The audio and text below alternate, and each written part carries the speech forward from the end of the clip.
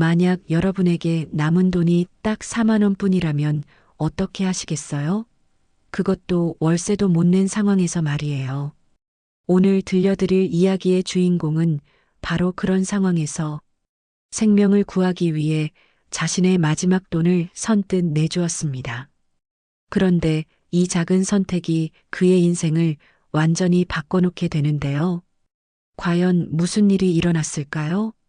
이 이야기를 끝까지 들으시면 여러분도 분명 인생에 대한 새로운 시각을 갖게 되실 거예요. 그리고 이런 감동적인 이야기를 더 많은 분들과 나누고 싶다면 지금 바로 구독 버튼과 좋아요 버튼을 눌러주세요. 알림 설정까지 해주시면 앞으로도 마음을 따뜻하게 만드는 이야기들을 가장 먼저 만나보실 수 있습니다. 자, 그럼 지금부터 4만 원이 만들어낸 기적의 이야기를 시작해 보겠습니다. 이른 아침 지하철 2호선이 굴러가는 소리가 도시의 하루를 깨웠어요. 차창 밖으로 스쳐 지나가는 회색빛 건물들 사이로 22살 이도윤이 졸린 눈을 비비며 앉아 있었습니다. 전북 군산에서 올라온 지 벌써 1년이 넘었지만 서울 생활은 여전히 버겁기만 했죠. 매일 아침마다 반복되는 이 지하철 풍경도 어느새 익숙해진 도시의 소음도 그에겐 아직 낯선 것들이었습니다. 도윤의 손에 쥐어진 지갑은 초라했어요. 해진 가죽 모서리가 너덜너덜해져서 언제 찢어질지 모르는 상태였습니다. 그 안에서 삐져나온 몇 장의 지폐가 전부였죠. 지갑을 조심스럽게 열어보니 10,000원짜리 4장이 다였어요. 정확히 4만 원이었습니다. 이 돈이 지금 그에게 남은 전 재산이었죠. 통장 잔고는 이미 바닥이 났고 부모님께 손을 벌리기엔 너무 자존심이 상했습니다. 고향에서 농사 짓는 부모님도 넉넉하지 않다는 걸 잘 알고 있었거든요. 이번 달 고시원비는 또 어떻게 내지? 도윤은 깊은 한숨을 쉬며 창밖을 바라봤어요. 고시원 월세는 이미 보름째 밀려 있었고 주인 아주머니의 재촉 전화는 하루가 멀다 하고 울려댔습니다. 어제도 문자가 왔죠. 이번 주까지는 꼭 내세요. 더 이상은 안 돼요라는 차가운 메시지였어요. 메시지를 받을 때마다 가슴이 철렁 내려앉았습니다. 쫓겨날 수도 있다는 불안감이 항상 머릿속을 맴돌았죠. 그렇다고 당장 갈 곳이 있는 것도 아니었어요. 대학교 3학년이 된 지금까지도 등록금과 생활비는 모두 스스로 해결해야 했습니다. 학자금 대출은 이미 한계치까지 받아버렸고 장학금은 성적이 모자라 받을 수 없었어요. 알바에 매달리느라 공부할 시간이 부족했거든요. 그래서 하루에 2~3가지 아르바이트를 전전했습니다. 새벽 5시부터 신문 배달을 시작해서 오전엔 카페에서 커피를 만들고 저녁엔 편의점에서 야간 근무를 했어요. 잠자는 시간을 빼고는 거의 일만 하는 셈이었죠. 몸은 늘 피곤했지만 멈출 수 없었습니다. 하루라도 일을 안 하면 당장 먹고 살 길이 막막해졌거든요. 친구들이 과제나 시험 걱정을 할 때 도윤은 내일의 생계를 걱정해야 했어요. 오늘도 면접 하나 더 보러 가야 하는데 도윤은 가방 속에서 구겨진 메모지를 꺼냈습니다. 오늘 오후에 가야 할 치킨집 배달 알바 면접 주소가 적혀 있었어요. 시급이 좀 더 높다는 이야기를 듣고 지원한 곳이었습니다. 배달이라 힘들긴 하겠지만 지금 상황에선 선택의 여지가 없었죠. 면접에서 떨어지면 어떻게 하나 싶어 마음이 조급해졌어요. 요즘 알바 자리도 경쟁이 치열해서 쉽게 구하기 어려웠거든요. 특히 학력이나 경력이 없는 대학생에겐 더욱 그랬습니다. 지하철이 한 정거장을 더 지나갔어요. 출근 시간대라 칸 안은 사람들로 꽉 찼습니다.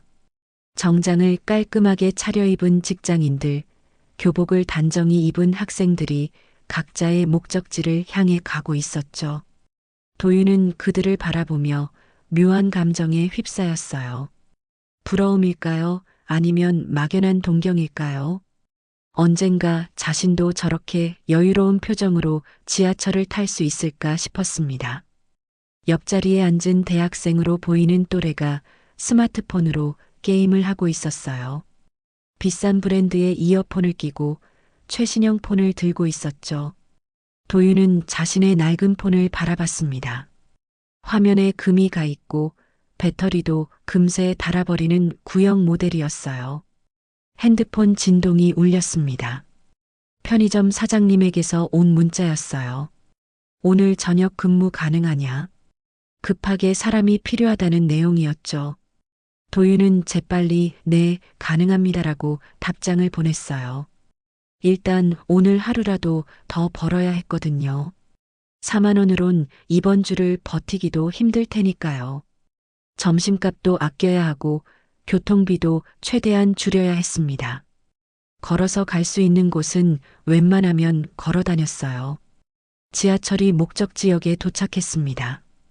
도윤은 무거운 몸을 이끌고 자리에서 일어났어요.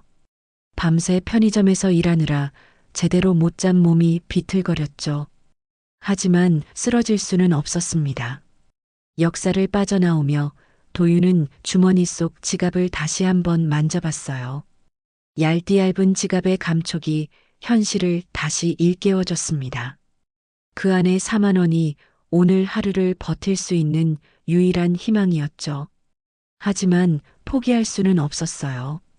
여기서 주저앉으면 정말 끝이었습니다. 고향으로 돌아가서 부모님께 실망만 안겨드릴 순 없었거든요. 오늘도 화이팅이다. 도윤은 작게 중얼거리며 거리로 발걸음을 옮겼습니다. 서울 한복판의 바쁜 아침 풍경 속으로 스며들어갔어요. 그의 또 다른 하루가 시작된 것입니다. 오후 5시 도윤은 치킨집 배달 알바 면접을 마치고 나왔습니다. 다행히 면접은 잘 본 것 같았어요. 사장님이 내일부터 나올 수 있냐고 물어봤거든요. 시급도 기존 편의점보다 1,000원 더 높았죠. 발걸음이 한결 가벼워졌습니다. 마음속에서 무거운 돌 하나가 빠진 것 같았어요. 이제 조금이나마 숨통이 트일 것 같았죠. 치킨 배달은 힘들겠지만 돈을 더 벌 수 있다면 충분히 견딜만 했습니다.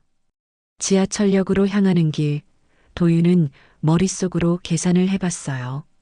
편의점 야간 알바와 치킨집 배달을 병행하면 한 달에 얼마나 벌 수 있을까요? 고시원비를 내고도 조금은 여유가 생길 것 같았습니다. 어쩌면 제대로 된 식사도 할 수 있을지 모르겠어요. 이번 달엔 좀 나아지겠다는 생각이 들었죠. 도윤은 속으로 중얼거리며 지하철역 계단을 내려갔습니다. 퇴근 시간이라 역사 안은 사람들로 북적였어요. 정장을 입은 직장인들이 피곤한 표정으로 집으로 향하고 있었죠. 하루 종일 일에 시달린 사람들의 지친 얼굴들이 도윤의 눈에 들어왔습니다. 자신도 저런 모습일까 싶어 옆 유리창에 비친 자신의 모습을 살펴봤어요. 역시나 피곤에 절은 얼굴이었죠. 개찰구를 통과해 승강장으로 내려가는 계단에서였습니다. 갑자기 앞에서 어머, 어머 하는 비명소리가 들렸어요. 사람들이 웅성거리며 한 곳으로 몰려들기 시작했습니다. 무슨 일인지 궁금해진 도윤이 서둘러 그쪽으로 가보니 70대쯤 되어 보이는 할머니 한 분이 계단 중간에 쓰러져 계셨어요. 낡은 한복을 입고 계신 할머니의 얼굴은 새하얗게 질려 있었습니다. 손에 들고 계시던 보따리도 흩어져 있었죠. 도윤의 가슴이 철렁 내려앉았습니다. 할머니의 상태가 심상치 않아 보였거든요. 얼굴에 식은땀이 줄줄 흘러내리고 숨소리도 가쁘게 들렸어요. 할머니, 괜찮으세요? 주변 사람들이 걱정스러운 목소리로 말했지만 아무도 직접 나서지는 않았어요. 모두들 멀찌감치 서서 구경만 하고 있었습니다. 혹시 잘못되면 책임져야 한다는 부담감 때문이었을까요? 도윤은 그 광경을 보며 답답함을 느꼈습니다. 이렇게 많은 사람들이 있는데 왜 아무도 나서지 않는 걸까요? 현대 사회의 차가운 단면을 보는 것 같았어요. 할머니는 의식은 있으셨지만 몸을 제대로 가누지 못하고 계셨어요. 아이고, 어지러워. 아이고 하며 작은 신음소리를 내셨습니다. 그 소리가 도윤의 마음을 더욱 아프게 했죠. 누가 좀 도와드려야 하는데. 사람들은 수군거렸지만 선뜻 나서는 이는 없었습니다. 모두들 바쁘다는 핑계로 혹은 귀찮다는 이유로 외면하고 있었어요. 도윤은 잠시 망설였습니다. 자신도 편의점 알바에 늦으면 안 되는 상황이었거든요. 사장님은 지각에 대해 엄격하셨고 늦으면 하루 일당에서 돈을 깎는다고 하셨어요. 지금 상황에선 그 돈 한 푼도 소중했죠. 하지만 할머니의 괴로워하시는 모습을 보니 발걸음이 떨어지지 않았습니다. 마음속 깊은 곳에서 뭔가가 그를 붙잡고 있었어요. 어려서부터 부모님께 배운 가르침이었을까요? 아니면 인간으로서의 기본적인 양심이었을까요? 이러면 안 되지. 도윤은 마음을 정하고 할머니께 다가갔어요. 사람들 사이를 헤치고 할머니 옆에 무릎을 꿇었습니다. 할머니의 손을 잡아보니 차갑고 떨리고 계셨어요. 할머니, 제가 도와드릴게요. 어디가 아프세요? 도윤의 목소리는 진심으로 걱정하는 마음이 담겨 있었습니다. 할머니는 도윤을 바라보며 힘없이 말씀하셨어요. 아이고, 가슴이 답답하고 어지러워서 그래. 고맙구나, 젊은이야.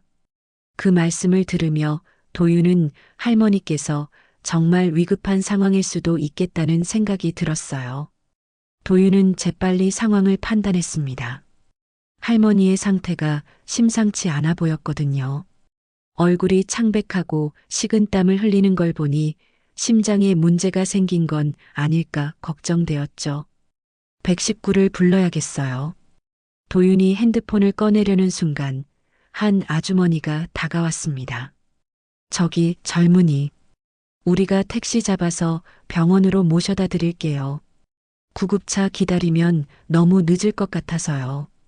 다른 시민 몇 명도 나서서 도왔어요. 처음엔 망설이던 사람들도 도윤이 먼저 나서자 용기를 낸 것 같았습니다. 할머니를 조심스럽게 부축해서 택시까지 모시고 가장 가까운 병원을 찾아주었어요. 도윤도 자연스럽게 할머니와 함께 택시에 올라탔습니다. 이 상황에서 할머니를 혼자 보낼 수는 없었거든요. 마음속으론 편의점 알바가 걱정되었지만 지금은 할머니가 더 우선이었어요. 젊은이, 고생이 많구나. 나 혼자 괜찮으니까 너는 가봐도 돼. 할머니가 미안해하시며 말씀하셨지만 도윤은 고개를 저었습니다. 아니에요. 병원까지 모셔다 드릴게요. 혼자 두고 갈 순 없어요. 택시가 달리는 동안 도윤은 할머니의 손을 잡아드렸어요. 할머니께서 조금이나마 안심하시도록 말이죠. 할머니는 도윤을 바라보며 고마워하는 눈빛을 보내셨습니다. 그 눈빛에서 도윤은 묘한 감동을 느꼈어요. 병원에 도착하자 의료진들이 휠체어를 가져와 할머니를 응급실로 모셨습니다. 도윤도 따라 들어가려 했지만 간호사가 가족분이세요? 하고 물었어요. 아니요, 그냥 도와드린 거예요. 그럼 밖에서 기다려주세요. 보호자 연락처 같은 건 아세요? 간호사의 질문에 도윤은 할머니께 여쭤봤지만 할머니는 가족들 연락처를 잊어버렸다고 하셨어요. 치매 초기 증상인 것 같았습니다. 결국 도윤이 임시 보호자 역할을 맡게 되었죠. 이런 상황은 처음이라 당황스러웠지만 어쩔 수 없는 일이었어요. 응급실 앞 의자에 앉아 기다리는 동안 도윤은 시계를 봤습니다. 벌써 6시 반이 넘었어요. 편의점 야간 알바 시작 시간인 7시가 얼마 남지 않았습니다. 사장님께 연락을 드려야 했지만 이런 상황을 설명하기가 쉽지 않았어요. 할머니를 도와드리느라 늦는다고 하면 믿어줄까요? 괜히 핑계로 들릴 수도 있었습니다. 자칫하면 알바에서 잘릴 수도 있었죠. 하지만 지금 여기서 할머니를 두고 갈 수는 없었습니다. 가족도 없이 혼자 응급실에 계시는 할머니를 생각하니 발걸음이 떨어지지 않았어요. 돈도 중요하지만 사람의 생명이 더 소중하다는 생각이 들었습니다. 괜찮아질 거야. 도윤은 속으로 중얼거리며 할머니의 회복을 기도했어요. 비록 처음 만난 분이지만 어려운 상황에 처한 분을 도와드리는 건 당연한 일이라고 생각했습니다. 응급실 문이 열리며 의사가 나왔습니다. 도윤은 서둘러 일어나 의사에게 다가갔어요. 할머니의 상태가 어떤지 궁금했거든요. 의사의 표정이 심각해 보여 가슴이 더욱 조마조마해졌습니다. 의사는 도윤을 바라보며 차분한 목소리로 말했습니다. 할머니는 일시적인 저혈압과 탈수 증상을 보이고 계세요. 다행히 심각한 상황은 아니에요. 도윤은 안도의 한숨을 쉬었어요. 생명에 지장은 없다는 말에 가슴이 놓였죠. 하지만 의사의 다음 말이 도윤을 다시 긴장시켰습니다. 다만 응급처치와 수액 공급이 필요합니다. 응급처치비와 검사비가 4만 원 정도 나올 예정이에요. 보호자분이 먼저 수납을 해주셔야 치료를 시작할 수 있습니다. 4만 원. 그 숫자가 도윤의 귓가에서 맴돌았어요. 머릿속이 하얘지는 느낌이었죠. 혹시 잘못 들었나 싶어 다시 한번 물어봤습니다. 4만 원이라고 하셨나요? 네, 맞습니다. 응급실 이용료와 기본 검사비를 합쳐서 정확히 4만 원입니다. 의사의 재확인이 도윤의 가슴을 더욱 조였어요. 도윤의 손이 떨리며 주머니 속 지갑으로 향했습니다. 그 안에 들어있는 돈이 정확히 4만 원이었거든요. 자신의 전 재산과 정확히 일치하는 금액이었죠. 운명의 장난 같다는 생각이 들었어요. 하필이면 왜 4만 원일까요? 한 푼 더도 한 푼 덜도 아닌 정확히 자신이 가진 돈과 같은 액수였습니다. 잠깐만요. 도윤은 의사에게 말하고 복도 한쪽으로 물러났어요. 지갑을 꺼내서 다시 한번 확인해 봤습니다. 10,000원짜리 4장. 그게 전부였어요. 동전 하나 없었어요. 지폐 한 장도 더 없었죠. 정확히 4만 원. 그것이 22살 이도윤의 전 재산이었습니다. 도윤의 마음속에서 폭풍이 일기 시작했어요. 이 돈을 쓰면 정말 한 푼도 남지 않게 됩니다. 고시원 월세도 밀려 있는데 내일부터 무엇을 먹고 살아야 할까요? 핸드폰을 꺼내 통장 잔고를 확인해 봤어요. 화면에 뜬 숫자는 0원이었습니다. 완전히 바닥이었죠. 카드 한도도 이미 다 썼고요. 부모님께 급하게 연락을 드려볼까 생각했어요. 하지만 이 시간에 갑자기 돈을 보내달라고 할 수도 없었죠. 게다가 고향 부모님도 넉넉하지 않다는 걸 잘 알고 있었거든요. 농사일로 하루하루 버티시는 분들에게 4만 원은 결코 작은 돈이 아니었어요. 자신도 그걸 잘 알기에 차마 손을 벌릴 수 없었습니다. 그럼 어떻게 해야 하지? 도윤은 복도를 서성이며 고민에 빠졌어요. 머릿속이 복잡하게 돌아갔습니다. 응급실 안에서는 할머니가 여전히 괴로워하고 계실 텐데요. 자신 때문에 치료가 늦어지는 건 아닐까요? 그런 생각에 가슴이 조여왔어요. 하지만 돈이 없으면 어쩔 수 없는 노릇이었죠. 잠깐, 내가 꼭 내야 하는 건가? 도윤은 문득 그런 생각이 들었어요. 자신은 그저 도와드린 것뿐인데 왜 치료비까지 부담해야 하는 걸까요? 할머니의 가족들이 나타나면 돌려받을 수 있을까요? 하지만 지금 당장은 할머니의 가족 연락처도 모르는 상황이었어요. 치매 초기 증상 때문에 할머니께서도 정확한 정보를 기억하지 못하셨죠. 도윤은 간호사에게 다가가서 물어봤습니다. 혹시 다른 방법은 없을까요? 할머니 가족들 연락처를 찾을 수 있는 방법 같은 거요. 간호사는 안타까운 표정으로 고개를 저었어요. 환자분이 신분증도 안 가지고 계시고요. 연락처도 기억하지 못하시니까 어려울 것 같아요. 일단 치료부터 받으시는 게 좋을 텐데요. 시간이 흘러갈수록 도윤의 마음은 더욱 복잡해졌습니다. 응급실 밖에서 기다리고 있는 동안 할머니의 신음소리가 들려왔어요. 아이고, 아파하시는 소리였죠. 가슴이 찢어지는 것 같았어요. 저 안에 계신 할머니는 지금 얼마나 괴로우실까요? 자신이 조금만 결정하면 할머니가 편해지실 텐데요. 그때 편의점 사장님에게서 전화가 걸려왔습니다. 야, 도윤아. 지금 어디야? 벌써 7시 반이 넘었는데 왜 안 와?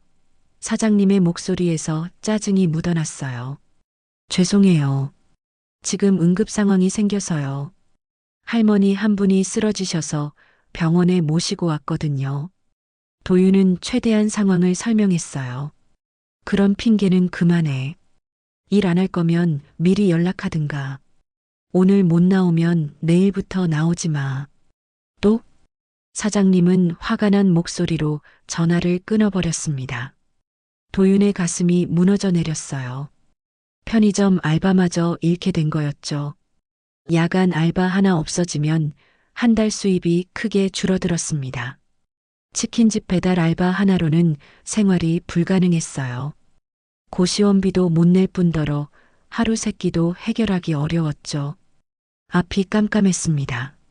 하지만 지금 그런 걱정을 할 때가 아니었어요. 응급실에서 간호사가 나와서 도윤을 불렀거든요. 보호자분, 잠깐만요. 할머니 상태가 조금 악화되셨어요. 무슨 말씀이세요? 도윤이 급하게 물었습니다. 혈압이 더 떨어지고 있어요. 빨리 치료를 시작해야 할 것 같습니다. 간호사의 말에 도윤의 심장이 쿵쿵 뛰었어요. 도윤은 다시 지갑을 들여다봤어요. 4만 원이 그대로 있었습니다. 이 돈을 쓰면 정말 끝이에요. 내일부터 무엇을 먹고 살아야 할지 막막했죠. 잠깐만, 할머니. 도윤은 응급실 안을 들여다봤습니다. 할머니가 침대에 누워 계시는 모습이 보였어요. 얼굴이 더욱 창백해 보였죠. 숨소리도 더 거칠어진 것 같았습니다. 의료진들이 분주하게 움직이고 있었어요. 상황이 급박해 보였죠. 그 순간 도윤의 머릿속에 어린 시절이 떠올랐어요. 할머니 댁에 놀러 갔을 때였죠. 할머니가 아프셨을 때 온 가족이 병원으로 달려갔던 기억이었습니다. 그때 아버지가 하신 말씀이 생각났어요. 도윤아, 사람이 가장 소중한 거야. 돈은 벌면 되지만 생명은 다시 살릴 수 없단다. 아버지의 목소리가 도윤의 귓가에서 울렸습니다. 그 말씀이 지금의 상황과 정확히 맞아떨어졌어요. 돈보다 사람의 생명이 더 소중하다는 것을요. 도윤의 마음속에서 뭔가가 결정되었어요. 돈은 다시 벌 수 있지만 할머니의 생명은 하나뿐이었거든요. 자신이 굶더라도 할머니를 살려야 한다는 확신이 섰습니다. 도윤은 수납창구로 향했어요. 발걸음이 무겁긴 했지만 결심은 확고했습니다. 떨리는 손으로 지갑에서 10,000원짜리 4장을 꺼냈어요. 마지막 남은 전 재산이었지만 후회는 없었어요. 응급처치비 4만 원 결제하겠습니다. 도윤의 목소리는 떨렸지만 확신에 차 있었죠. 수납 담당자는 영수증을 건네주며 말했어요. 할머니를 도와주셔서 고맙습니다. 요즘 이런 분 보기 드물어요. 그 말에 도윤의 마음이 따뜻해졌습니다. 도윤은 빈 지갑을 바라봤어요. 정말 한 푼도 남지 않았습니다. 교통비도 없고 내일 먹을 것도 없었죠. 하지만 이상하게 마음이 편했어요. 잠깐 후 의사가 나와서 말했습니다. 치료가 잘 끝났어요. 할머니께서 많이 좋아지셨습니다. 위험한 고비는 넘겼고요. 도윤은 안도의 미소를 지었어요. 할머니를 뵈러 들어가니 할머니께서 훨씬 좋아 보이셨어요. 안색도 돌아오고 숨소리도 편안해졌죠. 젊은이 정말 고맙구나. 내가 아니었으면 큰일 날 뻔했어. 아니에요. 당연한 일을 했을 뿐이에요. 도윤은 진심으로 대답했습니다. 돈은 없어졌지만 할머니가 좋아지신 걸 보니 전혀 후회되지 않았어요. 할머니는 도윤의 손을 꼭 잡으며 말씀하셨어요. 이 은혜는 평생 잊지 않을게. 하늘이 내 마음을 알고 계실 거야. 그 말씀에 도윤의 가슴이 뭉클해졌습니다. 병원을 나서며 도윤은 빈 지갑을 다시 한번 만져봤어요.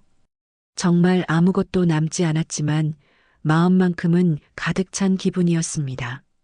옳은 일을 했다는 확신이 있었거든요. 병원 앞 버스 정류장에서 도윤은 막막함을 느꼈습니다. 지갑을 다시 열어봤어요. 정말 한 푼도 남지 않았죠. 영수증 몇 장만 덩그러니 들어있을 뿐이었습니다. 버스비조차 없었어요. 지하철비도 마찬가지였죠. 고시원까지는 걸어서 1시간 넘게 걸리는 거리였습니다. 어쩔 수 없이 걸어가야 했어요. 밤 9시가 넘은 시각이었습니다. 차가운 바람이 도윤의 얇은 재킷을 뚫고 들어왔어요. 몸이 자꾸 떨렸죠. 추위 때문인지 불안 때문인지 모르겠어요. 발걸음을 옮기며 도윤은 생각에 잠겼습니다.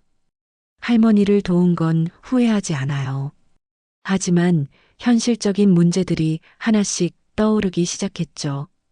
편의점 알바는 이미 잃었어요. 사장님의 차가운 목소리가 아직도 귓가에 맴돌았습니다. 오늘 못 나오면 내일부터 나오지 마.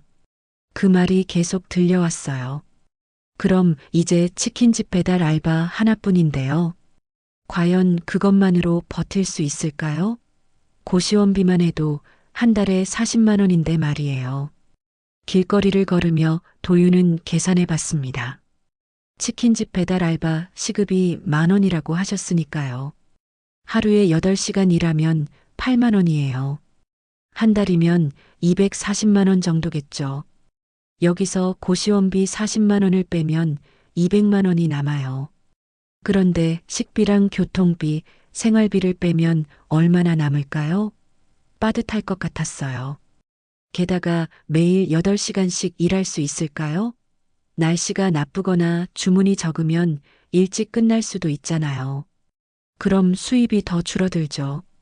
1시간을 걸어서 고시원에 도착했을 때 도윤의 다리는 후들거렸습니다. 하루 종일 긴장했던 탓에 온몸이 피곤했어요. 계단을 올라가는 것조차 힘들었죠. 고시원 입구에서 관리사무소 불빛이 켜져 있는 게 보였어요. 주인 아주머니가 아직 안 주무시는 모양이었습니다. 도윤은 최대한 조용히 자기 방으로 향했어요. 하지만 피할 수 없었습니다. 문을 열고 나오시는 주인 아주머니와 마주쳤거든요. 아, 도윤 씨. 잘 됐네요. 할 이야기가 있어서요. 도윤의 가슴이 철렁 내려앉았어요. 무슨 이야기인지 뻔했거든요. 밀린 월세 이야기일 게 분명했죠. 아주머니의 표정이 평소보다 더 굳어 보였습니다.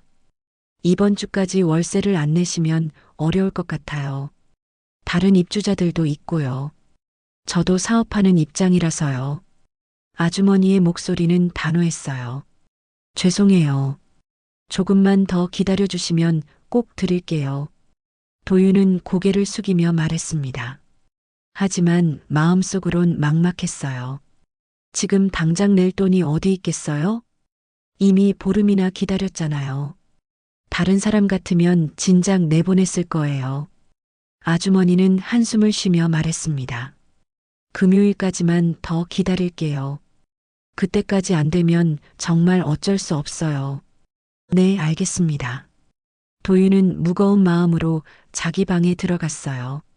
문을 닫자마자 온몸에 힘이 빠졌습니다. 침대에 털썩 앉아 한숨을 쉬었죠. 금요일까지라고 하시니까 사흘 정도 남았어요. 사흘 안에 월세를 마련해야 하는데요. 지금 상황으론 불가능해 보였습니다. 치킨집 알바를 아직 시작도 안 했는데요. 도윤은 머리를 감싸 안았어요. 어떻게 해야 할지 정말 모르겠었거든요. 이런 상황이 처음이라 당황스러웠습니다. 핸드폰을 켜서 치킨집 사장님께 연락을 드려봤어요. 혹시 내일부터 당장 일을 시작할 수 있을지 물어보려고요. 하지만 이미 밤 늦은 시간이라 연락하기가 애매했습니다. 도윤은 냉장고를 열어봤어요. 텅 비어 있었습니다. 라면 하나 없었죠. 우유 한 팩도 없었어요. 정말 아무것도 없었습니다. 배는 고픈데 먹을 게 없으니 더욱 절망스러웠어요. 점심도 제대로 못 먹었는데 저녁까지 굶어야 하다니요. 속이 쓰려왔습니다. 물이라도 마시려고 컵을 들었는데 손이 떨렸어요. 하루 종일 긴장했던 탓일까요? 아니면 배고픔 때문일까요? 아마 둘 다였을 거예요. 창밖을 바라보니 다른 고시원 방들에서 불빛이 새어나왔어요. 다들 저녁을 드시거나 공부를 하고 계실 텐데요. 자신만 이런 상황이라는 게 더 서글퍼졌습니다. 옆방에서 전자레인지 돌아가는 소리가 들렸어요. 누군가 저녁을 데워 먹는 모양이었죠. 그 소리가 도윤의 배고픔을 더욱 자극했습니다. 라면 끓이는 냄새도 솔솔 풍겨왔어요. 고춧가루 냄새와 파 냄새가 섞여서 코끝을 자극했죠. 침이 절로 고였지만 참을 수밖에 없었어요. 핸드폰에 메시지가 하나 왔어요. 치킨집 사장님에게서였죠. 내일 오후 2시에 나와서 교육받고 바로 시작하라는 내용이었어요. 그나마 다행이었습니다. 하지만 내일까지 버틸 수 있을까요? 아침도 굶어야 하고 점심도 먹을 수 없을 것 같았어요.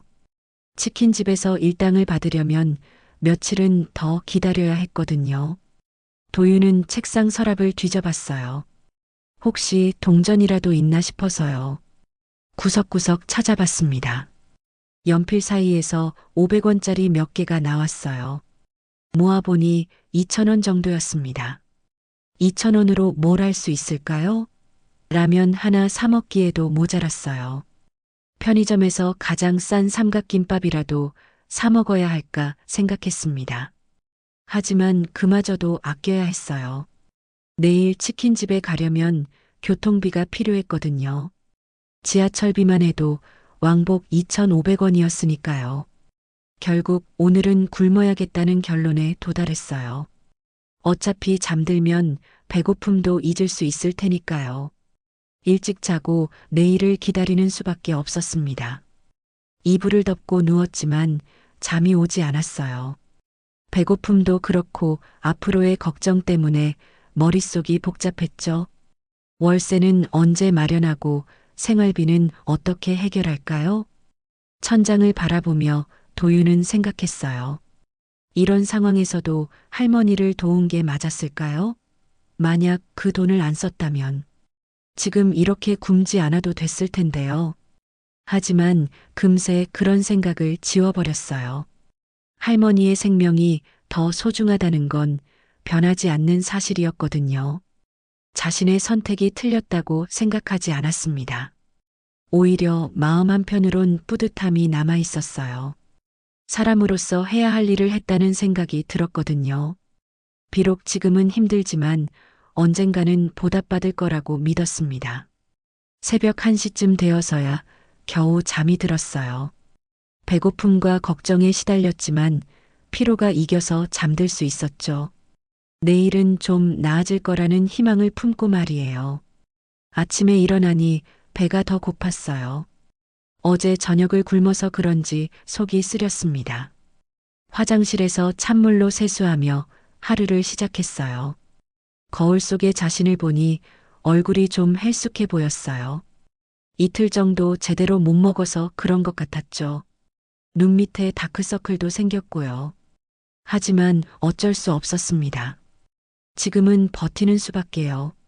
치킨집에 가기 전까지 시간이 있어서 근처를 돌아다녀 봤어요. 혹시 당일 알바라도 있나 싶어서요. 하지만 대부분 며칠 후에 시작하거나 경력자를 원하는 곳들 뿐이었어요. 당장 오늘부터 시작할 수 있는 곳은 없었습니다. 점심시간이 되어도 아무것도 먹을 수 없었어요. 2,000원으론 교통비도 부족했거든요. 걸어서 치킨집에 가려니 시간이 너무 오래 걸릴 것 같았고요. 결국 지하철을 타기로 했어요. 부족한 돈은 어떻게든 해결해야겠다고 생각했습니다. 치킨집 사장님께 상황을 설명하고 교통비만이라도 미리 받을 수 있을지 부탁드려 볼까 했어요. 지하철에서 만난 사람들을 보며 도윤은 생각했습니다. 모두들 자신만의 삶을 살아가고 있겠죠. 어떤 사람은 풍족하게, 어떤 사람은 자신처럼 힘들게 살아가고 있을 거예요. 하지만 포기할 수는 없었어요. 아직 젊고 건강하니까 얼마든지 다시 일어설 수 있다고 생각했습니다. 할머니를 도운 일도 언젠가는 좋은 결과로 돌아올 거라고 믿었어요. 치킨집에 도착해서 사장님께 인사를 드렸습니다. 오늘부터 열심히 하겠다고 말씀드리니 사장님도 반갑게 맞아주셨어요. 그제야 조금 마음이 놓였습니다. 새로운 시작이었어요. 비록 힘든 상황이지만 다시 일어설 수 있는 기회였죠. 도윤은 마음을 다잡고 일에 집중하기로 했습니다. 치킨집에서 첫 근무를 마치고 돌아온 지 사흘째 되는 날이었습니다. 도윤은 배달을 하며 하루하루 버텨나가고 있었어요. 오토바이를 타고 서울 곳곳을 누비는 일이 생각보다 힘들었죠. 무릎이 아팠어요. 허리도 뻐근했습니다. 하지만 돈을 벌 수 있다는 게 다행이었어요. 비록 하루 종일 일해도 8만 원 정도밖에 못 벌었지만요. 오늘도 저녁 늦게 마지막 배달을 끝내고 고시원으로 돌아왔습니다. 시계를 보니 밤 10시가 넘었어요. 몸은 피곤했지만 마음은 한결 나았죠. 며칠 더 일하면 월세도 낼 수 있을 것 같았거든요. 주인 아주머니가 금요일까지라고 하셨으니까 내일까지만 더 버티면 됐어요. 다행히 시간은 충분했습니다. 고시원 앞 골목에 들어서는데 뭔가 이상했어요. 평소엔 조용한 이 시간인데 사람들이 웅성거리고 있었습니다. 고시원 입주자들이 삼삼오오 모여서 수군거리고 있었죠. 무슨 일인지 궁금해서 서둘러 다가갔어요. 사람들 사이로 비집고 들어가니 놀라운 광경이 펼쳐졌습니다. 고시원 앞에 고급 세단 한 대가 멈춰 서 있었어요. 검은색 벤츠였습니다. 번호판을 보니 서울 시내에서도 비싼 번호더군요. 이 동네에서는 절대 볼 수 없는 차였죠. 운전석에는 제복을 입은 운전기사가 앉아 있었어요. 모자까지 단정하게 쓰고 계셨습니다. 차창은 썬팅이 돼 있어서 안이 잘 보이지 않았지만 고급스러운 분위기가 물씬 풍겼어요. 차 옆에는 정장을 깔끔하게 차려입은 중년 여성이 서 있었습니다. 샤넬로 보이는 정장에 고급스러운 핸드백을 들고 계셨어요. 목에는 진주 목걸이도 걸고 계셨죠. 머리는 단정하게 올린 스타일이었어요. 화장도 완벽했고요. 어딘가의 임원이나 사모님처럼 보였습니다. 주위 사람들이 신기한 듯 바라보고 있었어요. 누구를 찾으러 온 건가? 도윤은 고개를 갸웃했습니다. 이런 분이 고시원에 올 일은 없을 텐데요. 혹시 다른 입주자의 부모님이신가 싶었어요. 아니면 고시원을 매입하러 온 건가 하는 생각도 들었죠. 요즘 부동산 투자가 활발하다고 들었거든요. 하지만 이런 허름한 고시원을 투자 대상으로 볼까 싶기도 했어요. 도윤은 사람들 사이를 비집고 고시원 입구로 향했습니다. 그런데 그 여성이 도윤을 보더니 눈이 반짝이는 게 아니겠어요. 그리고 천천히 다가오셨습니다. 혹시 이도윤 씨시죠? 여성의 목소리는 정중하면서도 품격이 있었습니다. 발음도 정확했고 어투도 교양 있어 보였어요. 네, 맞는데요. 누구시죠? 도윤은 당황스러워하며 대답했어요. 자신을 찾는 사람이 있다는 게 신기했거든요. 게다가 이런 고급차를 타고 오실 정도의 분이요. 자신을 알아보는 사람이라곤 고시원 주민들과 치킨집 사장님 정도뿐이었거든요. 이런 상류층으로 보이는 분이 자신을 찾아올 이유가 도저히 생각나지 않았어요. 저는 선행복지재단의 이사 김미경이라고 합니다. 여성은 명함을 건네며 자기소개를 했어요. 잠깐 시간 내서 이야기할 수 있을까요? 복지재단이라고요? 도윤은 명함을 받아보며 놀랐어요. 화려한 금박이 들어간 고급스러운 명함이었습니다. 로고도 세련되게 디자인돼 있었고요. 명함 뒷면에는 여러 개의 전화번호와 이메일 주소가 적혀 있었어요. 서울 강남구 청담동에 본부가 있다고 했습니다. 정말 큰 재단인 것 같았어요. 이런 곳에서 자신을 찾아올 이유가 뭘까요? 혹시 자신이 뭔가 잘못한 게 있나 싶어 가슴이 두근거렸어요. 아니면 사기가 아닐까 하는 의심도 들었고요. 네, 그렇습니다. 사흘 전에 일어난 일 때문에 찾아왔어요. 병원에서 할머니를 도와주신 일 말입니다. 김미경 이사의 말에 도윤의 눈이 커졌어요. 할머니요? 혹시 그때 그 할머니와 관련된 분이신가요? 도윤은 금세 그날의 기억이 떠올랐습니다. 지하철에서 쓰러지신 할머니 말이에요. 그날의 일들이 파노라마처럼 스쳐 지나갔어요. 할머니가 계단에서 쓰러지신 모습, 아무도 나서지 않던 상황, 자신이 달려가서 도운 일, 병원에서 마지막 4만 원을 낸 일까지요. 네, 맞습니다. 박순덕 할머니와는 오랜 인연이 있는 사람이에요. 김미경 이사는 미소를 지으며 말했습니다.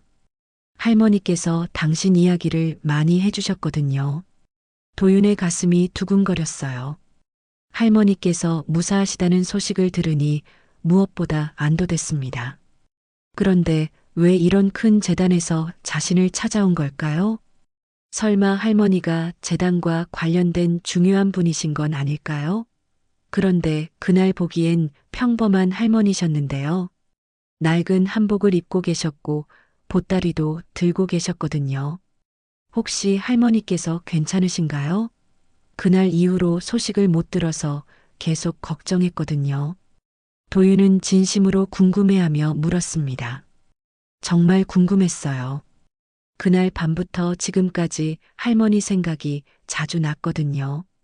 혹시 상태가 악화되신 건 아닐까, 무사히 회복하셨을까 하는 걱정이 늘 있었습니다. 할머니는 완전히 회복되셨어요. 당신 덕분이죠. 김미경 이사의 목소리에는 감사함이 묻어 있었습니다. 할머니께서 그날의 일을 자세히 말씀해 주셨어요. 그때서야 도윤은 마음이 놓였어요. 할머니가 완전히 회복되셨다니 정말 다행이었습니다. 자신의 선택이 헛되지 않았다는 생각이 들어 뿌듯했어요. 그날 당신이 보여준 선택을 할머니께서 모두 보셨다고 하더군요. 김미경 이사는 잠시 말을 멈추고 도윤을 바라봤습니다. 진심 어린 눈빛이었어요. 무슨 선택이요? 도윤은 고개를 갸웃했어요. 자신은 그저 당연한 일을 했을 뿐인데 무슨 특별한 선택이 있었을까요? 어려운 사람을 도운 것뿐이었는데요. 마지막 남은 돈 4만 원을 주저없이 내주신 일 말입니다. 김미경 이사의 말에 도윤은 깜짝 놀랐어요. 할머니께서 그런 걸 다 알고 계셨다는 거였죠. 할머니께서 어떻게 그걸 아셨나요? 도윤은 의아해했습니다. 자신이 마지막 돈이라는 걸 할머니께 말씀드린 적은 없었거든요. 그냥 조용히 수납하고 왔을 뿐인데요. 할머니는 사람을 보는 눈이 남다르신 분이에요. 김미경 이사는 설명했습니다. 당신이 수납할 때의 표정, 지갑을 들여다보던 모습을 다 기억하고 계세요. 그리고 나중에 병원비를 알아보니 정확히 4만 원이더군요. 김미경 이사는 계속 말했습니다. 할머니께서 직감으로 아셨던 거죠. 그 돈이 당신의 전부였다는 걸요. 도윤은 할머니의 지혜로움에 감탄했어요. 그런데 정작 자신은 그때 할머니가 그런 걸 다 알고 계시는지 몰랐거든요. 할머니가 그렇게 세심하게 관찰하고 계셨다니요. 할머니께서 당신에게 꼭 전해달라고 하신 말씀이 있어요. 김미경 이사는 두꺼운 서류 봉투를 꺼냈습니다. 이게 할머니의 마음입니다. 뭐가 들어있는 건가요? 도윤은 봉투를 받으며 물었습니다. 무게가 꽤 나가는 걸 보니 서류가 많이 들어있는 것 같았어요. A사 용지로 수십 장은 될 것 같았죠. 직접 열어보세요. 김미경 이사는 미소를 지으며 말했습니다. 할머니께서 직접 준비하신 거예요. 며칠 동안 신경 써서 만드신 거라고 하더군요. 도윤은 조심스럽게 봉투를 열어봤어요. 손이 약간 떨렸습니다. 안에는 여러 장의 서류가 들어 있었어요. 맨 위에 있는 서류를 꺼내보니 장학금 지급 결정서라고 적혀 있었습니다. 장학금이요? 도윤은 눈을 크게 떴습니다. 자신과는 전혀 상관없는 일이라고 생각했거든요. 게다가 금액을 보니 한 학기 등록금 전액이었어요. 200만 원이 넘는 거액이었습니다. 네, 선행복지재단에서 드리는 장학금입니다. 김미경 이사는 설명했습니다. 할머니께서 특별히 추천해 주신 거예요. 이런 경우는 정말 드물어요. 하지만 저는 성적도 좋지 않고요. 도윤은 당황스러워했습니다. 장학금을 받을 만한 자격이 있다고 생각하지 않았거든요. 평점도 2점대였고 특별한 활동도 한 게 없었어요. 성적보다 중요한 게 있어요. 김미경 이사는 진지한 표정으로 말했습니다. 인품과 마음가짐이 더 소중한 거죠. 할머니께서 그걸 보신 거예요. 그리고 이것도 보세요. 김미경 이사는 다른 서류를 가리켰습니다. 매월 생활비 지원에 관한 내용이었어요. 한 달에 50만 원씩 지원한다고 적혀 있었죠. 이건 너무 많은 것 같은데요. 도윤은 부담스러워했습니다. 자신이 받기엔 과분한 금액이라고 생각했거든요. 50만 원이면 고시원비를 내고도 생활비가 남을 정도였어요. 할머니께서 특별히 부탁하신 일이에요. 김미경 이사는 도윤의 마음을 이해한다는 듯 말했습니다. 거절하시면 할머니께서 서운해하실 거예요. 도윤은 갈등했어요. 정말 필요한 도움이긴 했지만 이렇게 큰 호의를 받아도 되는 건지 확신이 서지 않았거든요. 너무 과분한 것 같았습니다. 할머니께서 마지막으로 하신 말씀이 있어요. 김미경 이사는 봉투에서 편지 한 장을 꺼냈습니다. 할머니께서 직접 쓰신 편지예요. 도윤은 떨리는 손으로 편지를 받았습니다. 할머니의 정성스러운 글씨로 가득한 편지였어요. 한 글자 한 글자 정성스럽게 쓰신 게 느껴졌습니다. 편지의 첫 줄을 읽는 순간 도윤의 눈시울이 뜨거워졌습니다. 착한 도윤아, 너의 마지막 4만 원이 할머니의 생명을 구해주었단다. 할머니의 글씨는 떨리면서도 정성스러웠어요. 한 글자 한 글자에 마음이 담겨 있었습니다. 연필로 쓰신 글씨였는데도 정말 또박또박하게 써 있었어요. 도윤은 편지를 계속 읽어내려갔죠. 손이 약간 떨렸습니다. 할머니의 진심이 고스란히 전해져 왔거든요. 할머니는 그날 내가 얼마나 힘든 상황인지 다 알았어. 지갑을 열 때의 망설임, 돈을 낼 때의 떨리는 손을 모두 봤단다. 도윤은 깜짝 놀라 편지에서 눈을 떼었어요. 할머니가 그런 세세한 부분까지 관찰하고 계셨다니요.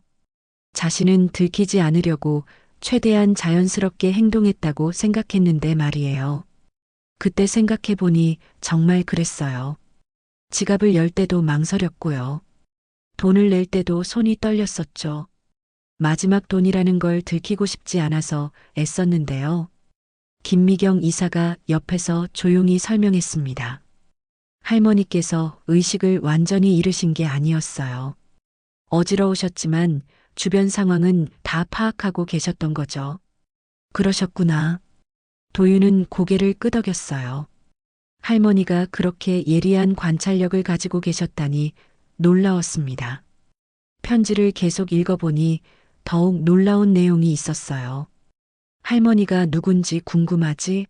사실 할머니는 평범한 사람이 아니란다. 평범한 사람이 아니라고요? 도윤은 고개를 들어 김미경 이사를 바라봤습니다. 할머니가 평범한 분이 아니라는 게 무슨 뜻일까요? 그날 보기엔 정말 평범한 할머니셨는데요. 낡은 한복을 입고 계셨고 보따리도 들고 계셨거든요. 특별해 보이는 구석은 하나도 없었어요. 김미경 이사는 깊이 숨을 쉬고 말했습니다. 박순덕 할머니는 대한산업의 창립자 박 회장님의 부인이세요. 우리나라 재계의 큰 어른이시죠. 뭐라고요? 도윤은 깜짝 놀라 뒤로 물러섰어요. 편지를 떨어뜨릴 뻔했죠. 대한산업이라면 국내 최대 기업 중 하나잖아요. 그런 곳의 회장 부인이시라고요? 머릿속이 하얘졌어요. 온몸에 소름이 돋았습니다. 자신이 도운 할머니가 그런 분이셨다니요. 정말 상상도 못한 일이었어요. 대한산업이면 백화점도 있고 건설회사도 있고요. 은행도 있고 증권회사도 있는 대기업 아닌가요? 그런 곳의 창립자 부인이시라니요. 그런데 왜 그렇게 평범하게 차려입고 계셨을까요? 고급차도 안 타시고 운전기사도 없으시고요. 정말 평범한 할머니처럼 보이셨는데요. 김미경 이사가 도윤의 마음을 읽은 듯 설명했습니다. 할머니께서는 평생 검소하게 사시는 분이에요.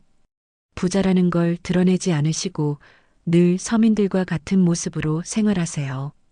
그날도 시장에 장을 보러 가시던 길이었어요. 늘 그렇게 대중교통을 이용하세요. 운전기사나 비서 없이 혼자 다니시는 걸 좋아하거든요. 정말 놀라운 분이시네요. 도윤은 감탄했어요. 그렇게 큰 부자이면서도 평범한 사람들과 똑같이 생활하시다니요. 쉽지 않은 일인데요. 보통 부자들은 과시하기 좋아한다고 들었거든요. 비싼 옷 입고 좋은 차 타고 다니면서요. 그런데 할머니는 정반대셨던 거예요.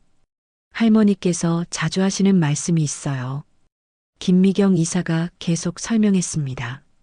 돈은 많이 가진 사람이 더 많이 써야 한다고요. 그래야 사회가 건강해진다고 하세요. 그래서 평생 자선 사업에 힘쓰고 계세요. 우리 재단도 할머니께서 만드신 거거든요. 어려운 사람들을 돕기 위해서요. 도윤은 할머니의 진짜 모습을 알고 나서 더욱 감동받았어요. 그런 훌륭한 분을 자신이 도울 수 있어서 정말 영광이었습니다. 편지에는 더 놀라운 내용이 있었습니다. 할머니는 평생 어려운 사람들을 도우며 살아왔어. 하지만 진짜 마음으로 도움을 주는 사람을 만나기는 쉽지 않더구나. 그날 내가 보여준 마음이야말로 진짜 선행이었어. 돈이 많아서 베푸는 게 아니라 자신도 어려운데 남을 위해 희생하는 거 말이야. 도윤의 가슴이 뭉클해졌어요. 할머니가 자신의 마음을 그렇게 깊이 이해해 주시다니요. 자신도 모르게 눈물이 핑 돌았습니다. 할머니 말씀이 맞았어요. 자신은 정말 어려운 상황이었거든요. 마지막 돈을 쓰는 거였으니까요.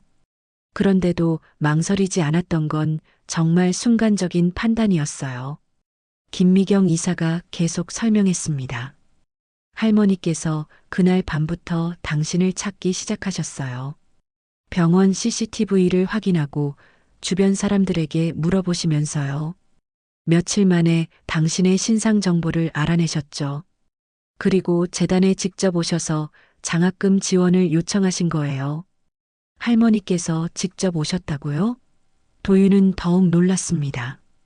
그런 큰 분이 자신 같은 사람을 위해 직접 나서주셨다니요. 정말 믿기 어려웠어요. 보통은 비서나 직원을 보내실 텐데요. 할머니께서 직접 오신 거면 정말 특별한 경우인 것 같았어요. 네, 그것도 몇 번이나 오셔서 당신 이야기를 하셨어요. 김미경 이사의 목소리에는 감동이 묻어 있었습니다. 재단 운영한 지 10년이 넘었는데 이런 경우는 정말 처음이에요. 할머니께서 얼마나 감동받으셨으면 그러셨을까요? 도윤은 가슴이 뜨거워졌어요. 자신의 작은 행동이 그런 큰 감동을 줄 줄은 몰랐거든요. 편지의 중간 부분을 읽으니 더욱 깊은 내용이 있었어요. 도윤아, 할머니가 왜 이렇게 너를 도우려고 하는지 알겠니?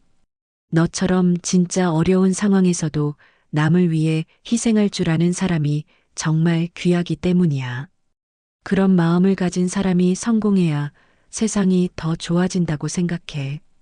도윤은 할머니의 철학에 깊이 감동했어요. 단순히 불쌍해서 도와주는 게 아니라 그런 깊은 뜻이 있으셨던 거네요.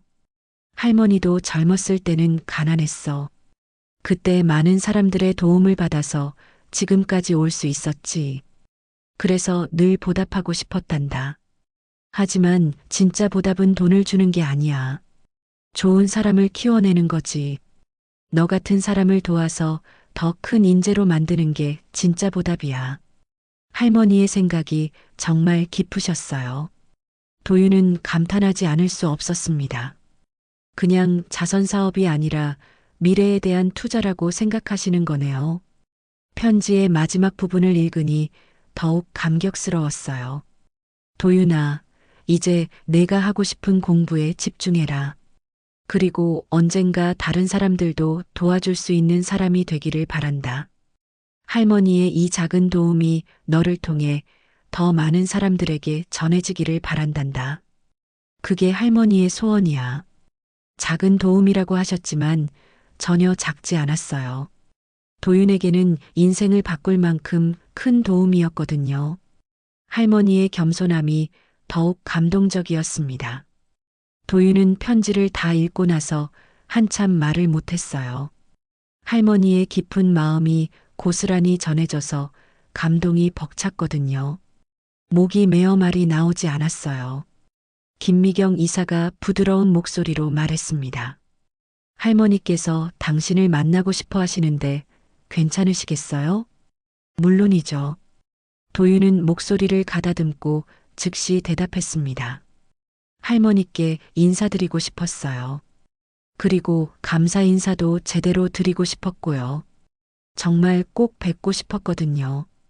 그날 이후로 계속 할머니 생각이 났었는데 이렇게 다시 만날 기회가 생기다니요. 그럼 이번 주말에 시간 되시면 댁으로 초대하신다고 하는데요. 김미경 이사는 미소를 지으며 말했습니다. 토요일 오후가 어떠세요? 정말요? 도윤은 기쁨을 감추지 못했어요. 할머니를 다시 뵐 수 있다니 너무 좋았습니다. 토요일 오후면 완전히 비어 있어요. 그런데 잠깐만요. 도윤은 문득 궁금한 게 생겼어요. 할머니께서 그렇게 큰 분이시라면 왜 그날 가족들이나 비서가 없으셨던 거죠? 보통 그런 분들은 보안팀도 따라다니고 비서도 항상 같이 있다고 들었거든요. 그런데 할머니는 완전히 혼자 계셨잖아요. 김미경 이사가 설명했습니다. 할머니께서는 가끔 혼자만의 시간을 가지려고 하세요. 그날도 혼자서 시장 구경을 하고 싶어 하셨던 거예요. 평소에는 보안상 혼자 다니시는 걸 말리는데 그날은 특별히 허락해드렸다고 하더군요. 김미경 이사는 약간 미안한 표정을 지었어요. 만약 보안팀이 따라갔다면 당신을 만날 기회가 없었을 거예요. 어떻게 보면 운명적인 만남이었던 것 같아요. 정말 그런 것 같아요. 도윤은 정말 신기했어요. 그 모든 우연이 겹쳐서 할머니를 만나게 된 거였죠. 만약 하나라도 다른 상황이었다면 지금 이 순간은 없었을 거예요. 할머니가 그날 혼자 나오지 않으셨다면요. 자신이 그 지하철을 타지 않았다면요. 할머니가 다른 곳에서 쓰러지셨다면요. 정말 많은 우연이 겹친 거였어요. 김미경 이사가 시계를 보며 말했습니다. 시간이 늦었으니 오늘은 이만 가볼게요. 서류는 천천히 검토해 보세요. 그리고 내일부터는 알바를 그만두셔도 될 것 같은데요. 생활비 지원이 시작되니까요. 김미경 이사의 말에 도윤은 아직 실감이 나지 않았어요. 정말 꿈 같은 일이었거든요.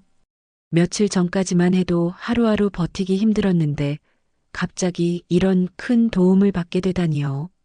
할머니께 꼭 안부 전해드리세요. 도윤은 진심으로 말했습니다. 정말 감사하다고 말씀드리고 싶어요. 그리고 토요일에 꼭 뵙겠다고도요. 네, 꼭 전해드릴게요. 김미경 이사는 차에 올라타며 말했습니다. 할머니께서 얼마나 기뻐하실지 벌써 기대돼요. 차가 떠나간 후 도윤은 한동안 그 자리에 서 있었어요. 방금 일어난 일이 현실인지 꿈인지 분간이 안 되었거든요.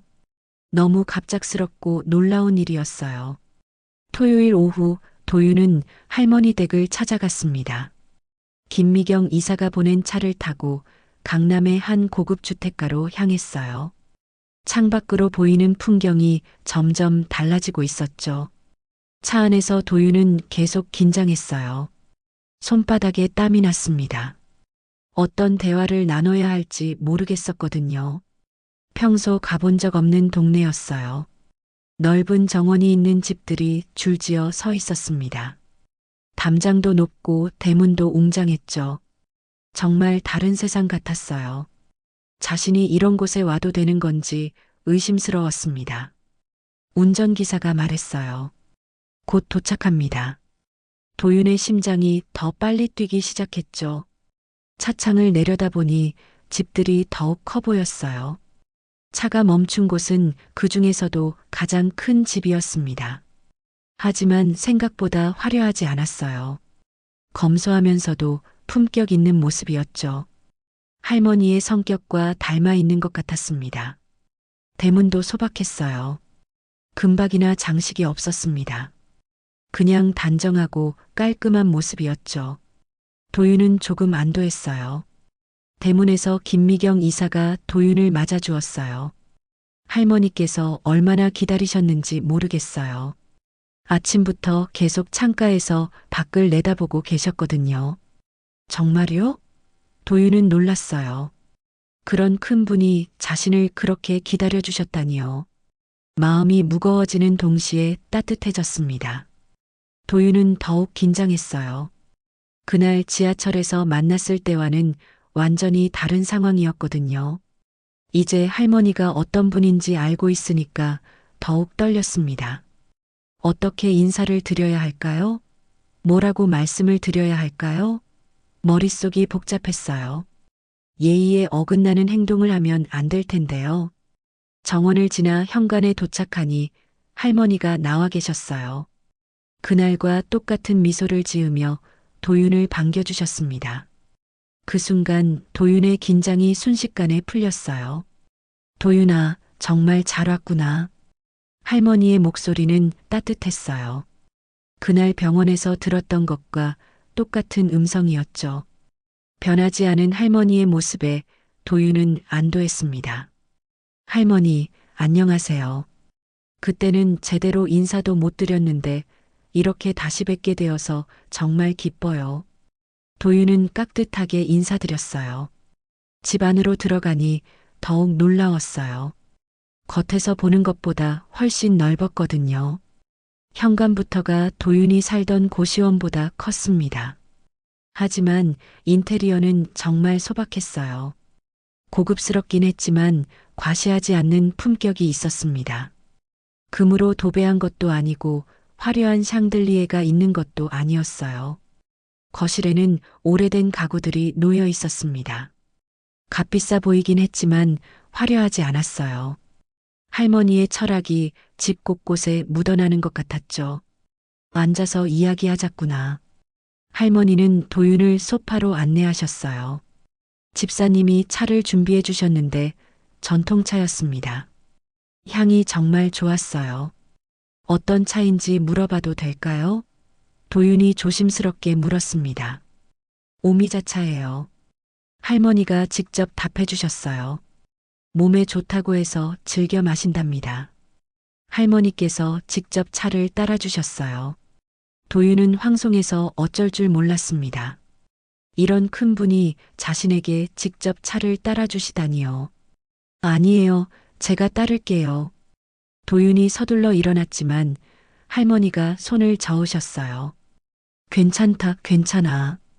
할머니도 누군가를 챙겨주는 게 좋단다. 도윤아, 그날 일 이후로 계속 내 생각을 했단다. 할머니가 말씀하셨어요. 세상에 그런 마음을 가진 젊은이가 있다는 게 얼마나 고마운지 모르겠구나. 아니에요, 할머니. 저는 그냥 당연한 일을 했을 뿐이에요. 도윤은 겸손하게 대답했습니다. 정말 그렇게 생각했거든요. 당연한 일이라고? 할머니는 미소를 지으셨어요. 그날 지하철에 그렇게 많은 사람이 있었는데 너만 나섰잖니? 그게 당연한 일이라면 왜 다른 사람들은 안 했을까? 할머니 말씀을 들으니 그때 상황이 생생하게 떠올랐어요. 정말 많은 사람들이 있었는데 아무도 나서지 않았었죠. 모두들 망설이고 있었어요. 사람들이 선뜻 나서지 못하는 이유가 있어. 할머니가 설명해 주셨어요. 귀찮아서일 수도 있고요. 책임지기 싫어서일 수도 있고요. 아니면 자신의 일이 아니라고 생각해서일 수도 있지.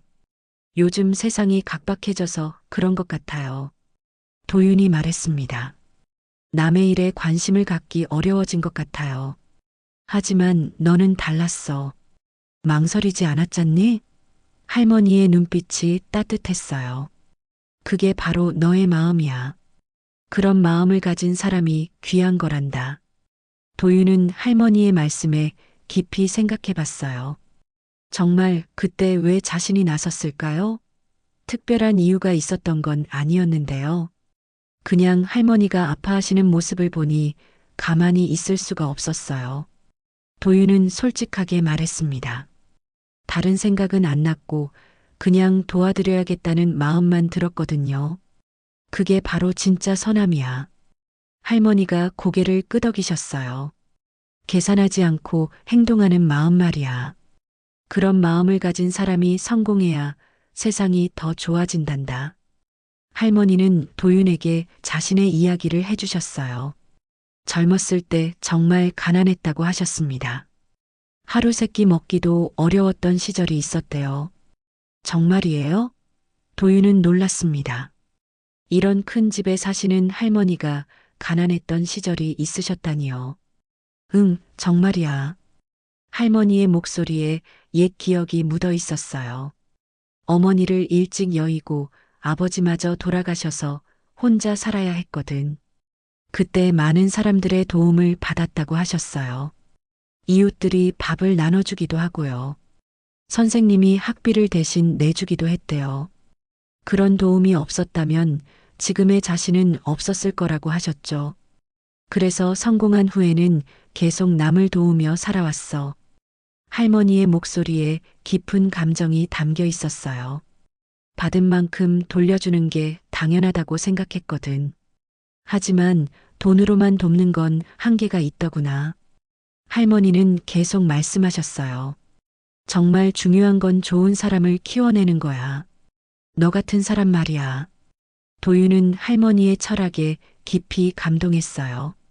단순히 자선 사업을 하는 게 아니라 미래를 위한 투자라고 생각하시는 거네요. 할머니께서 준비해 주신 점심을 함께 먹었어요. 정말 소박한 식단이었습니다. 집밥 같은 느낌이었죠. 된장찌개와 나물 반찬들이었어요. 이런 큰 집에서 이렇게 검소하게 드실 줄은 몰랐어요. 도윤은 속으로 감탄했습니다. 정말 특별한 분이시구나 싶었어요. 밥을 먹으며 할머니는 도윤의 미래에 대해 물어보셨어요. 앞으로 무엇을 하고 싶은지요? 어떤 꿈을 가지고 있는지 궁금해 하셨죠. 저는 사회복지사가 되고 싶어요. 도윤은 솔직하게 대답했습니다. 어려운 사람들을 도우면서 살고 싶거든요. 할머니처럼요. 정말 좋은 꿈이구나. 할머니가 기뻐하셨어요. 그럼 더욱 열심히 공부해야겠네. 이제 걱정 없이 공부에만 집중할 수 있으니까. 네, 정말 열심히 하겠어요. 도윤은 각오를 다졌습니다. 할머니의 기대에 부응하고 싶었거든요. 오후 내내 할머니와 이야기를 나눴어요. 인생에 대한 조언도 해주시고요. 공부 방법에 대해서도 알려주셨죠.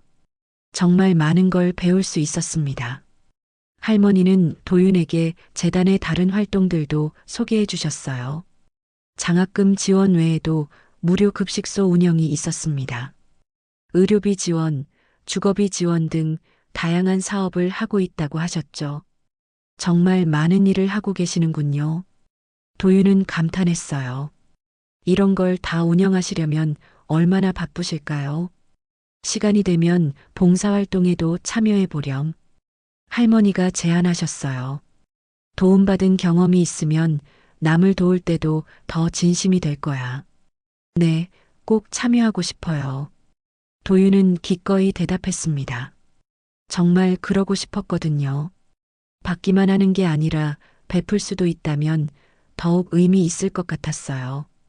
해가 저물어갈 무렵 도윤은 할머니께 작별 인사를 드렸어요.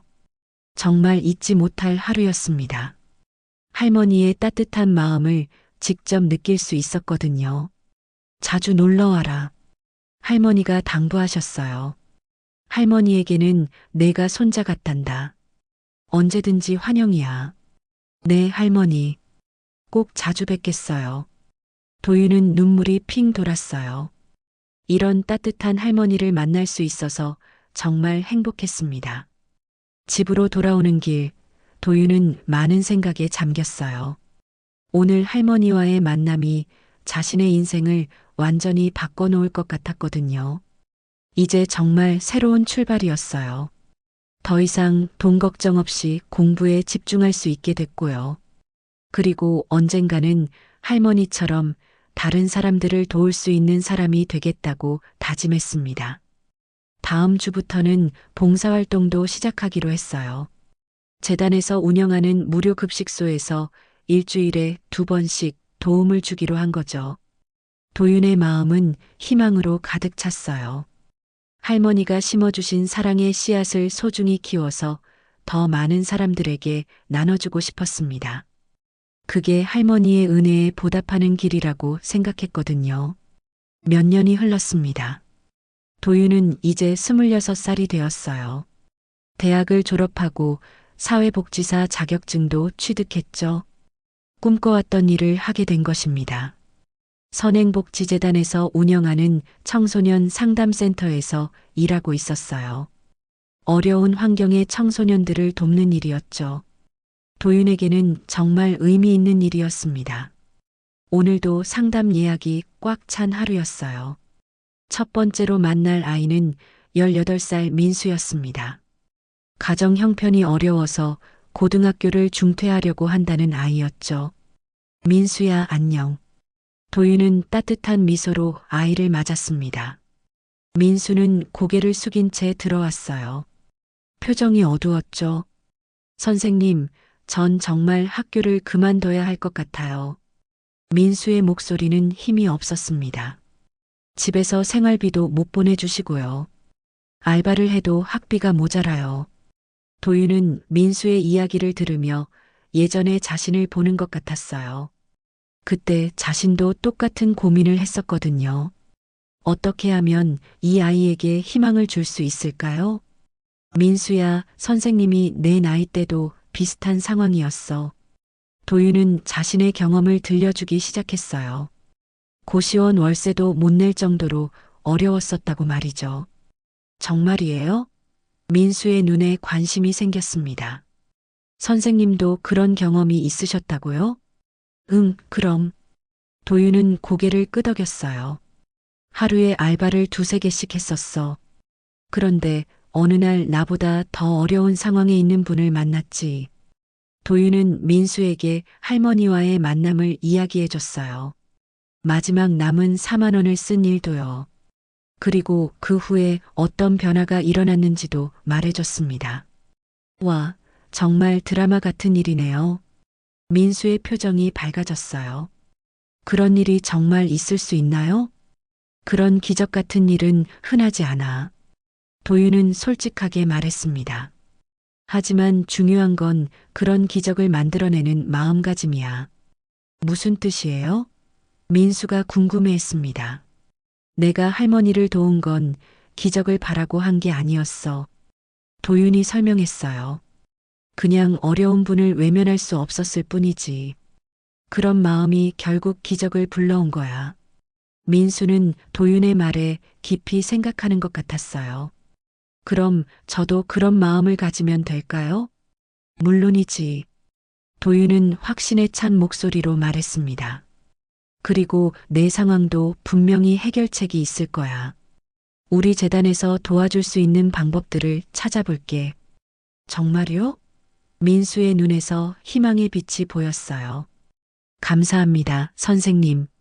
도윤은 민수를 위해 장학금 신청서를 작성해 줬어요. 그리고 아르바이트 자리도 소개해 줬죠. 재단에서 운영하는 카페에서 일할 수 있도록 말이에요. 점심시간에 도윤은 할머니를 뵈러 갔습니다. 이제는 일주일에 2번씩 정기적으로 찾아뵙고 있었어요. 할머니도 도윤을 진짜 손자처럼 아껴주셨거든요. 도윤아, 왔구나. 할머니는 언제나 그렇듯 따뜻하게 맞아주셨어요. 오늘은 어떤 아이들을 만났니? 오늘은 민수라는 아이를 만났어요. 도윤은 민수 이야기를 해드렸습니다. 예전에 저와 정말 비슷한 상황이더라고요. 그래. 할머니는 관심 있게 들어주셨어요. 그럼 우리가 도와줘야겠네. 그 아이도 너처럼 좋은 마음을 가지고 있을 것 같아. 네, 정말 순수하고 착한 아이예요. 도윤은 민수를 떠올리며 말했습니다. 꼭 도와주고 싶어요. 할머니와 차를 마시며 도윤은 요즘 일에 대해서도 이야기했어요. 매일 다양한 청소년들을 만나고 있다고요. 모두 저마다의 어려움을 가지고 있었습니다. 힘들지 않니? 할머니가 걱정스러운 목소리로 물었어요. 매일 그런 힘든 이야기를 들으면 마음이 무거울 텐데. 아니요, 전혀요. 도윤은 고개를 저었습니다. 오히려 보람을 느끼고 있어요. 제가 받은 도움을 다른 아이들에게 전할 수 있으니까요. 정말 대견하구나. 할머니의 눈에 눈물이 글썽했어요. 내가 이렇게 훌륭한 사람으로 성장해줘서 할머니가 얼마나 기쁜지 모른다. 할머니 덕분이에요. 도윤은 진심으로 말했습니다. 할머니께서 보여주신 사랑이 저를 이렇게 만들어주신 거예요. 아니야, 그런 마음은 원래 내 안에 있던 거야. 할머니는 미소를 지으셨어요. 할머니는 그냥 그 마음이 꽃필 수 있도록 도와준 것뿐이야. 저녁에 도윤은 재단 회의에 참석했어요. 김미경 이사를 비롯해서 여러 직원들이 모였습니다. 이번 달 지원 현황을 점검하는 회의였어요. 이번 달에 새로 지원을 시작한 학생이 15명입니다. 김미경 이사가 보고했어요. 모두 도윤 선생님께서 추천해 주신 아이들이네요. 아이들을 만나다 보니 정말 도움이 필요한 경우가 많더라고요. 도윤이 설명했습니다. 조금만 도와주면 훨씬 달라질 수 있는 아이들이에요. 좋은 일이에요. 다른 직원도 동조했습니다. 도윤 선생님께서 오신 후로 지원 신청자들의 질이 정말 높아졌어요. 회의가 끝나고 도윤은 사무실에서 내일 상담할 아이들의 자료를 정리했어요. 각자 다른 사연을 가진 아이들이었죠. 어떻게 하면 더 효과적으로 도울 수 있을지 고민했습니다. 그때 민수에게서 문자가 왔어요. 선생님, 오늘 장학금 면접 봤는데 합격했어요. 정말 감사해요. 라는 내용이었습니다. 도윤은 기뻤어요.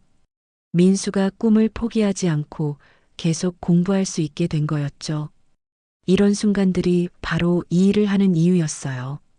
집으로 돌아가는 길, 도윤은 그날의 일들을 되돌아봤어요. 민수의 밝아진 표정, 할머니의 따뜻한 격려, 동료들의 응원. 모든 게 소중했습니다. 지하철을 타고 가면서 도윤은 몇 년 전을 떠올렸어요. 그때도 똑같은 지하철을 타고 있었죠. 하지만 그때와 지금은 완전히 달랐어요. 그때는 절망 속에서 하루하루를 버텨나가고 있었어요. 미래에 대한 희망도 없었고요. 그런데 지금은 매일이 새로웠습니다. 할머니를 만난 그날이 정말 인생의 전환점이었어요. 4만 원의 작은 선택이 이렇게 큰 변화를 가져올 줄은 꿈에도 몰랐거든요. 하지만 가장 큰 변화는 돈이 아니었어요. 마음가짐의 변화였죠. 받기만 하던 삶에서 나누는 삶으로 바뀐 것이었습니다. 이제 도윤은 매일 여러 명의 청소년들을 만나고 있어요. 그들에게 희망을 주고 있죠. 그리고 그들 중 일부는 훗날 또 다른 사람들을 도울 것입니다. 그렇게 선행의 씨앗이 계속 퍼져나가고 있었어요. 할머니가 심어주신 씨앗이 도윤을 통해 더 많은 곳에 뿌려지고 있는 것입니다. 집에 도착해서 도윤은 일기를 썼어요. 매일 쓰고 있는 습관이었죠. 오늘도 의미 있는 하루였다. 민수의 기쁜 소식을 들었고 할머니와 좋은 시간을 보냈다. 내일도 또 다른 아이들을 만날 예정이다. 그 아이들에게 희망을 줄 수 있기를 바란다. 나도 예전에 그런 희망이 필요했던 것처럼. 도윤은 창밖을 바라보며 생각했어요. 지금 어딘가에서 예전의 자신처럼 어려운 상황에 있는 사람들이 있을 거예요. 그들에게도 기적 같은 만남이 있기를 바랐습니다. 하지만 기적을 기다리기보다는 스스로 기적을 만들어내는 사람이 되어야 한다고 생각했어요. 할머니가 자신에게 보여주신 것처럼 말이죠. 한 청년이 보여준 마지막 4만 원의 선택. 그 작은 선택이 수많은 사람들의 삶을 바꾸고 있었습니다. 도윤을 통해 그리고 도윤이 도운 아이들을 통해 계속해서 확산되고 있는 것이죠. 세상은 이렇게 조금씩 따뜻해져 가고 있었어요. 한 사람의 선한 마음이 다른 사람의 선한 마음을 깨우고 그것이 또 다른 사람에게 전해지는 아름다운 연쇄작용이었습니다. 도윤은 잠들기 전에 할머니를 생각했어요. 지금도 어디선가 할머니의 따뜻한 마음이 더 많은 사람들에게 전해지고 있을 거예요. 그리고 자신도 그 일의 일부가 되고 있다는 것이 자랑스러웠습니다.